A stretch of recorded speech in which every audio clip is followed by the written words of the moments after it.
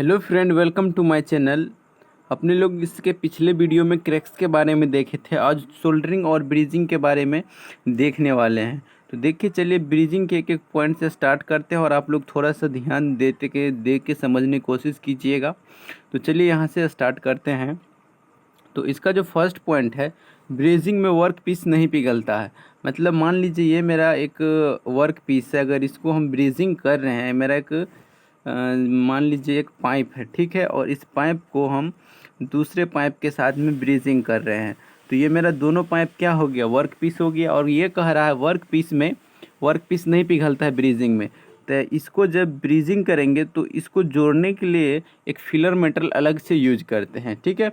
तो ब्रीजिंग में हम लोग क्या करते हैं, वर्क पीस नहीं पिघलता है और फिलर रॉड का यूज करते हैं ताकि दोनों जॉब का बीच का जो गैप होता है उसको हम जोड़ सकें। नेक्स्ट है ब्रीजिंग का तापमान 450 डिग्री सेंटीग्रेड से अधिक होता है। देखिए, सोल्डरिंग में रहेगा तो 450 से नीचे, ब्रीजिंग में है तो 450 से अधिक टेम्परेचर पर अगर ब्रीजिंग करते हैं तो 450 से नीचे टेम्परेचर अपने लोग सोल्डिंग करते हैं। फिलर मेटल का प्रयोग करते हैं। फिलर मेटल के रूप में copper, zinc, Cu, Ag, Al, Si का प्रयोग किया जाता है। मुख्यतः Cu और Ag का प्रयोग किया जाता है। देखिए, आपसे पूछ सकता है कि फिलर मेटल के रूप में ब्रीजिंग को किस किस को यूज करते हैं। तो मुख्यतः आपसे जो पूछा जाएगा, जो पूछने की ज़्यादा संभावना रहती है, जो ज़्यादातर यूज होता है उसी को पूछा जाता है। Cu और Ag आपको पूछा जाएगा। कम से कम ये आपको याद रखना है कि फिलर मेटल के रूप में ब्रीजिंग में किसका उपयोग करते हैं, तो Cu और Ag का प्रयोग करते हैं। नेक्स्ट है फ्लक्स। फ्लक्स के बारे में मैं पिछले वीडियो में बहुत अच्छे से बता चुका हूँ। लगभग हर लेक्चर में फ्लक्स के बारे में आया था। तो मैं इसमें सिर्फ इतना बताऊंगा कि ब्रीजिंग में सुहागा को फ्लक्स के रूप में यूज करते हैं, ठीक है। ब्रीजिंग में फ्लक्स के रूप में किसे यूज करते हैं, तो सुहागा को। अब ब्रीजिंग के लाभ के बारे में देखेंगे, ब्रीजिंग करने के क्या क्या फ़ायदे होते हैं। तो ब्रीजिंग जो करते हैं तो इसमें दो अलग अलग प्रकार के वर्क पीस को ज्वाइंट किया जा सकता है। मान लीजिए एक पाइप है और ये इधर पाइप है। अगर एक पाइप कॉपर का है और एक पाइप एल्युमिनियम का है, तब भी हम दोनों अलग अलग प्रकार के पाइप को जोड़ सकते हैं, ठीक है। अलग अलग प्रकार को जोड़ सकते हैं। जैसे मान लीजिए कॉपर को जोड़ दिए, एल्युमिनियम को जोड़ दिए, उसी के बाद लोहा को भी एल्युमिनियम के साथ जोड़ सकते हैं। और नेक्स्ट जो है, ब्रीजिंग में जोड़ का स्ट्रेंथ फिलर मेटल के मजबूती के समानुपाती रहता है। अब जो फिलर मेटल जो यूज करते हैं ब्रीजिंग में, तो उसमें जो उसका जोड़ का जो स्ट्रेंथ होगा, वो फिलर मेटल के जितना मजबूत यूज कीजिएगा उतना मजबूत आपका जोड़ प्राप्त होगा। नेक्स्ट जो यहाँ पे पॉइंट कह रहा है, एल्युमिनियम तथा मैग्नीशियम पर ब्रीजिंग करना संभव नहीं है। ये चीज़ आपको याद रखना पड़ेगा कि किस पे ब्रीजिंग करना संभव नहीं है। तो एल्युमिनियम और मैग्नीशियम पे ब्रीजिंग करना संभव नहीं है। मैं इसको एक बार और रिपीट कर देता हूँ स्पीड में। देखिए, ब्रीजिंग में वर्क पीस नहीं पिघलता है। 450 डिग्री सेंटीग्रेड से ऊपर पर ब्रीजिंग करते हैं।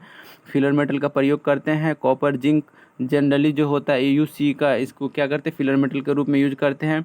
और ब्रीजिंग में फ्लक्स के रूप में सुहागा का यूज करते हैं। इसके लाभ के बारे में देखे थे, दो अलग अलग प्रकार के वर्क पीस को जोड़ सकते हैं।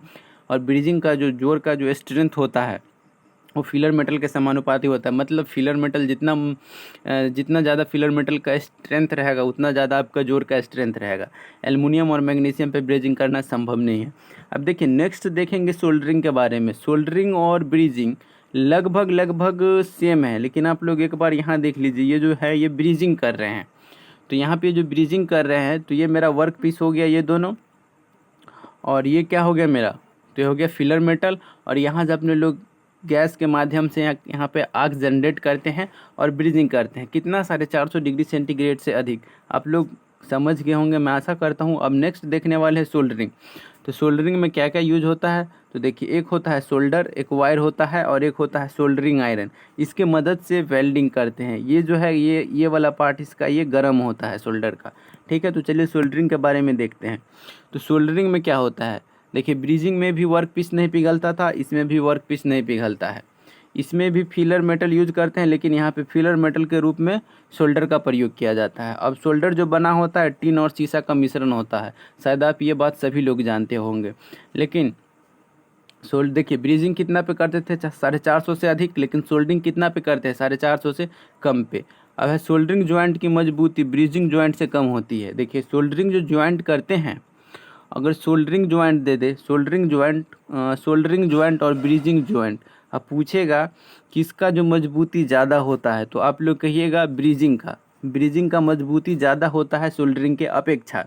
ठीक है, देखिए एक बार मैं और बताता हूँ। सोल्डरिंग में भी वर्क पीस नहीं पिघलता है, ब्रीजिंग में भी नहीं पिघलता है और सोल्डरिंग में भी नहीं पिघलता है। देखिए ब्रीजिंग में फिलर मेटल भी यूज होता है और सोल्डरिंग में भी यूज होता है, लेकिन सोल्डरिंग में जो फिलर मेटल के रूप में यूज करते हैं वो किसको करते हैं, सोल्डर को यूज करते हैं। और सोल्डर में क्या होता है, टीन और शीशा होता है और 450 डिग्री सेंटीग्रेड से कम पर अगर कर रहे हैं तो सोल्डरिंग हो गया, और 450 डिग्री सेंटीग्रेड से अधिक पे कर रहे हैं तो क्या हो गया, ब्रीजिंग हो गया।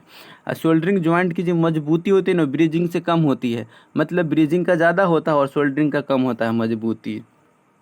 अब एक नोट है, सोल्डरिंग तथा ब्रीजिंग में अलग अलग प्रकार के वर्क पीस को जोड़ा जा सकता है, जबकि वेल्डिंग में ऐसा करने से जोड़ मजबूत कमज़ोर होगा या नहीं जुड़ सकता है। देखिए ब्रीजिंग में हम अलग अलग प्रकार के वर्क पीस को जोड़ सकते हैं, लेकिन वेल्डिंग में ऐसा अगर करते हैं तो या तो मजबूत जोड़ नहीं होगा या तो टूट जाएगा।